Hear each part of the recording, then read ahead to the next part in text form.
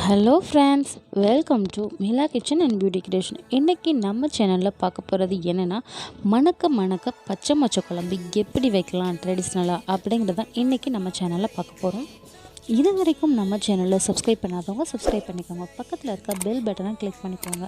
All ஆப்ஷனை click பண்ணிக்கோங்க. அப்போ தான் நான் நியூ வீடியோ போட்டோடனே உடனுக்குடன் நோட்டிஃபிகேஷன் உங்களுக்கு வந்து சேரும். வாங்க எப்படி செய்யலான்னு பார்க்கலாம். பச்சை மொச்சை குழம்பு செய்கிறதுக்காக பொருட்கள் தான் நம்ம எடுத்து வச்சுருக்கோம். பச்சை மொச்சையை நல்லா உரித்து நல்லா க்ளீன் பண்ணி எடுத்து வச்சுருக்கோம். அதுக்கு தேவையான பொருட்கள், குழம்பு தாளிக்கிறதுக்கு தேவையான பொருட்கள்: பூண்டு, சின்ன வெங்காயம், தாளிக்க வெந்தயம், சீரகம், சோம்பு, கருவேப்பிலை. அடுத்து தான் தேங்காய் சில்லி எடுத்து வச்சுருக்கேன். அடுத்து நம்ம சேர்க்க போகிறது சின்ன வெங்காயம் அரைக்கிறதுக்காக எடுத்து வச்சுருக்கோம். சீரகம், சோம்பு, கொஞ்சம் முந்திரி, மிளகு இதெல்லாம் சேர்த்து அரைக்கிறதுக்காக எடுத்து வச்சுருக்கேன். இப்போ மிக்ஸி ஜார் எடுத்துக்கிட்டாச்சு. மிக்ஸி ஜாரில் வந்து சின்ன வெங்காயத்தை சேர்த்துக்கிறேன். ஒரு 200 கிராம் அளவுக்கு இந்த மாதிரி சேர்த்துக்கோங்க. சின்ன வெங்காயம் நல்லா டேஸ்ட்டு கொடுக்கும். அடுத்து தக்காளி, ஒரு 5-6 தக்காளி பழத்தை நறுக்கி சேர்த்துக்கோங்க. அடுத்து தேங்காய் சில்லு ஒரு 2-3 சில்லு அளவுக்கு சேர்த்துக்கோங்க. கட் பண்ணிவிட்டு மிளகு, சீரகம், சோம்பு, முந்திரி சேர்த்து இந்த மாதிரி அரைச்சிக்கோங்க. டேஸ்ட்டாக இருக்கும். வந்து சேர்த்துக்கலாம். குழம்பு மசாலா தூள் வந்து ஒரு 3 ஸ்பூன் அளவுக்கு சேர்த்துக்கிறேன். உங்கள் காரத்துக்கு ஏற்ப நீங்கள் சேர்த்துக்கோங்க. அப்புறம் புளி வந்து ஒரு நெல்லிக்காய் சைஸ் அளவுக்கு ஊற போட்டுருந்தோம். அதை வந்து கரைச்சி எடுத்துக்கலாம்.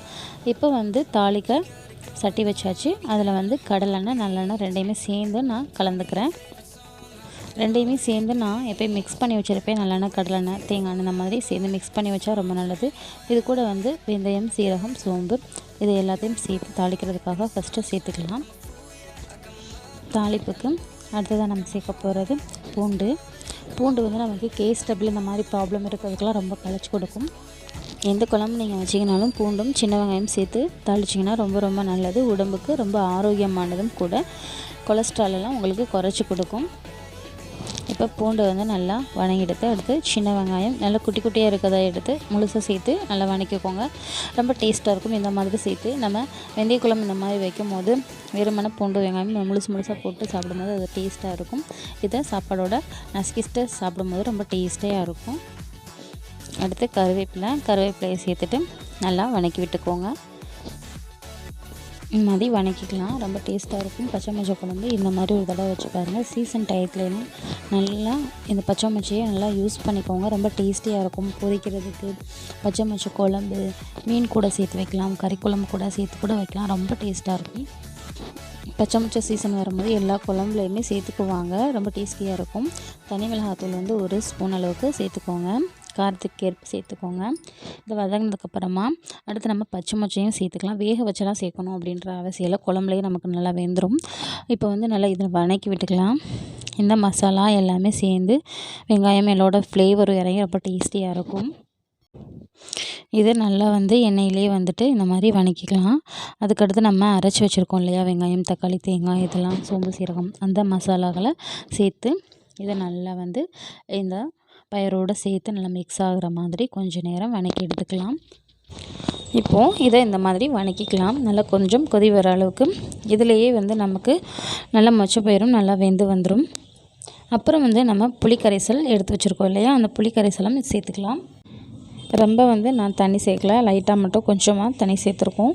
நல்லா டேஸ்டியாக இருக்கும். இந்த மாதிரி நீங்கள் ஒரு டைம் வச்சு பாருங்கள். உப்பு வந்து தேவையான அளவு உங்கள் ஃபேமிலிக்கு என்ன மாதிரி தேவைப்படுதோ அந்த அளவுக்கு சேர்த்துக்கோங்க. சில பேர் கம்மியாக போடுவாங்க, சில பேர் கரெக்டாகவும் போடுவாங்க.